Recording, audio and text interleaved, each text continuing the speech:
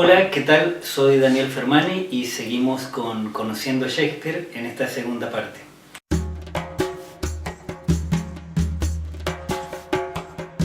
Hoy les voy a aconsejar algunos libros en los que ustedes pueden encontrar la información sobre las obras de Shakespeare y lo que a muchos produce tantísima curiosidad sobre la vida de Shakespeare.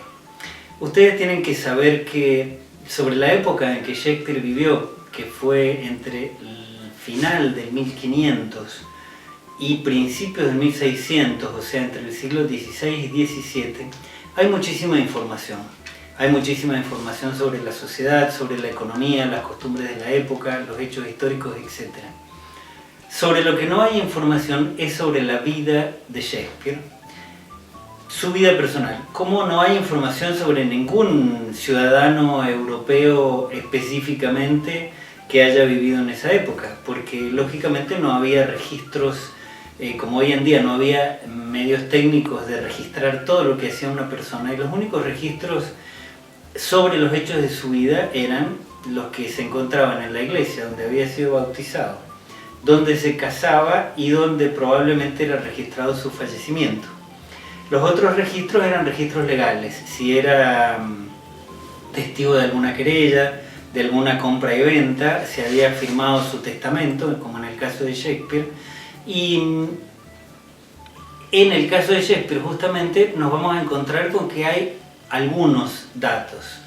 En Inglaterra existen todavía miles e innumerables documentos que no han sido clasificados, que no han sido estudiados porque son sumamente arduos.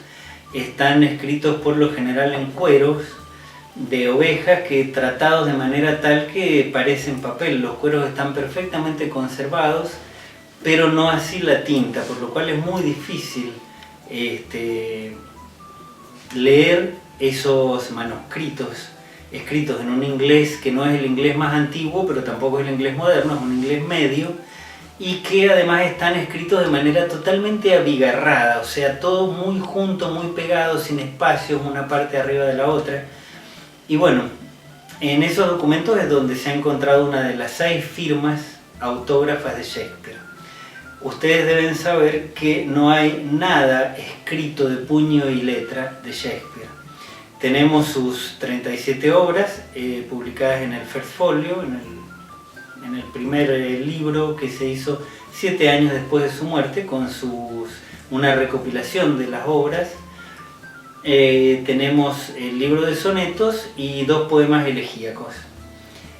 Nada escrito de su puño y letra, excepto esas 6 firmas y una brevísima nota al pie del testamento, doy fe. En las 6 firmas nos encontramos 6 Shakespeare escritos de manera diferente. Ninguna de ellas es igual a como nosotros hoy en día escribimos Shakespeare. Evidentemente es una época en que la lengua está en transición, la lengua inglesa, en una época en la cual un poco se transcribe lo que se escucha. El apellido Shakespeare podía pronunciarse de distintas maneras y por lo tanto también transcribirse de distintas maneras. Hoy nos resulta increíble que él firmara de distintas maneras, pero bueno, incluso hoy en día si uno ve la firma de una persona a través de toda su vida probablemente encuentre grandes diferencias. Siempre nos produce curiosidad la vida de Shakespeare y yo les voy a decir dónde podemos encontrar datos interesantísimos, anecdóticos y a veces muy graciosos sobre su vida. Para empezar a conocer a Shakespeare, yo les aconsejaría que leyeran este bellísimo libro que se llama Vida de Shakespeare y que es de Víctor Hugo. Este libro de la editorial Claridad es una obra sumamente interesante, bellísima, porque la escribe un gran poeta del romanticismo como Víctor Hugo, y nos aporta más que nada reflexiones sobre Shakespeare, reflexiones sobre la vida y la época de Shakespeare. Y si bien en todo el libro Víctor Hugo habla muchísimo y un poco filosofa sobre su época, sobre el avenir, sobre la obra de Shakespeare, nosotros nos podemos encontrar un perfil muy interesante de Shakespeare, porque es el perfil con que Shakespeare es revalorado en el siglo XIX. durante el romanticismo, que es la época justamente en la cual Shakespeare resurge. Recuerden que Shakespeare es barroco, manierista dicen algunos, y después durante el periodo siguiente, el neoclasicismo, Shakespeare es, si bien no es posible olvidarlo, pero es muy criticado y muy dejado de lado por los neoclásicos porque no se ajusta a la regla de las 3 unidades aristotélicas, no respeta ninguno de esos parámetros, es caótico, entre comillas, en su escritura y bueno, a los neoclásicos no les gusta. Van a ser los románticos los que se lo van a apropiar y van a decir Shakespeare es romántico, lo cual también es un anacronismo porque Shakespeare no es del romanticismo.